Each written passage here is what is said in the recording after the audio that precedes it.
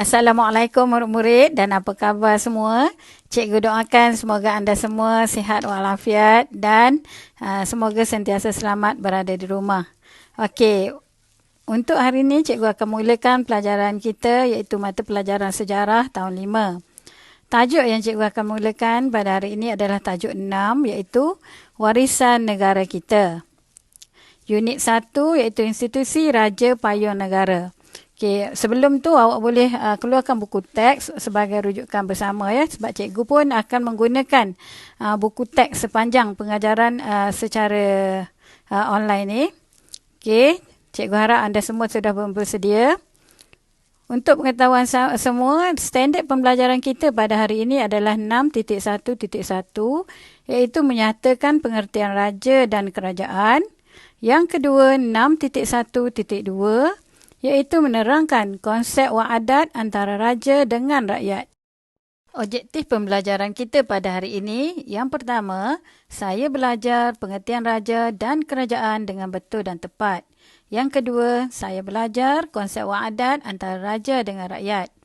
Manakala, kriteria kejayaan kita pada hari ini ialah murid dapat menulis pengertian raja dan kerajaan. Yang kedua, murid dapat senaraikan negeri-negeri yang mempunyai raja atau sultan.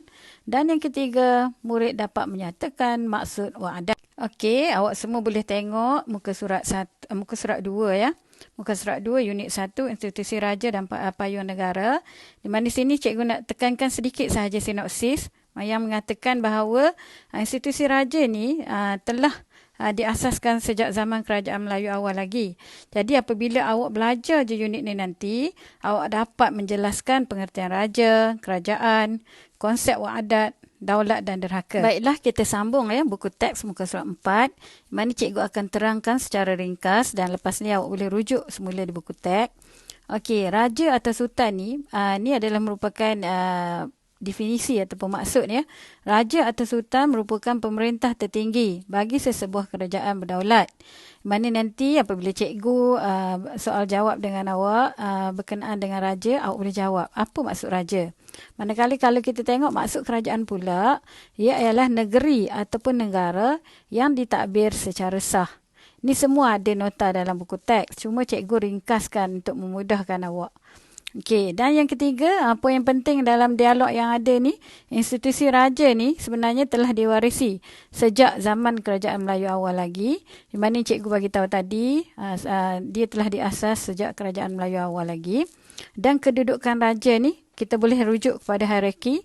Kalau tengok dalam slide yang cikgu sedang paparkan ni pun, ada hierarki cikgu screenshot lebih dekat lagi, di mana kedudukan raja, awak boleh tengok ya, di sebelah tu, raja tempat yang paling atas sekali, selepas tu pembesar-pembesar, selepas pembesar barulah kedudukan rakyat dan di bawah sekali adalah hamba. Jadi untuk tu awak kena fahamlah masa ada soal jawab ataupun sempat kita bersemuka nanti kedudukan sultan ataupun raja, mungkin awak boleh tengok, awak boleh ingat balik. Mudahnya ingat bentuk kun tu. Okey. Jadi seterusnya raja ni merupakan ketua lah di negeri-negeri untuk mentadbir negeri-negeri dia. Selepas kedatangan Islam, gelaran yang digunakan kebanyakannya berbeza-beza, sebab ada negeri yang masih menggunakan raja dan ada negeri telah menggunakan gelaran sultan. Okey, dia kedudukan dia sama sahaja, raja ataupun sultan. Cuma yang berbeza adalah gelaran. Dan ada satu negeri, cikgu rasa gelaran dia pun tak sama, iaitu dia menggunakan gelaran yang di Pertuan Besar, iaitu untuk Negeri Sembilan sahaja. Yang lain tu yang mengamalkan institusi raja ni semua menggunakan raja ataupun sultan.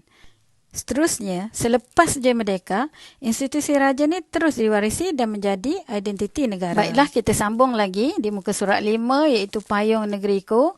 Yang ni awak boleh tengok raja ataupun sultan, ia sebenarnya peranan dia adalah sebagai ketua dan memastikan keamanan negeri lah. Okay, yang kedua, 9 buah negeri yang telah mengamalkan institusi raja.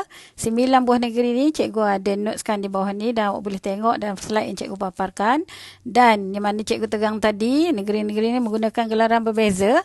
Jadi awak boleh tengok dalam buku teks dan awak tengok dalam peta kat mana terletaknya negeri-negeri ni. Okey, jadi ada dalam nota ni, cikgu tak nak terangkan satu persatu, awak boleh baca dan nanti awak boleh buat, boleh salin dalam buku sebagai ingatan bersama. Okey, cikgu rasa awak masih lagi bersama-sama dengan cikgu. Okey, seterusnya kita pergi kepada muka surat yang terakhir sekali untuk hari ini, ialah raja ditaati dan dihormati, iaitu muka surat 6.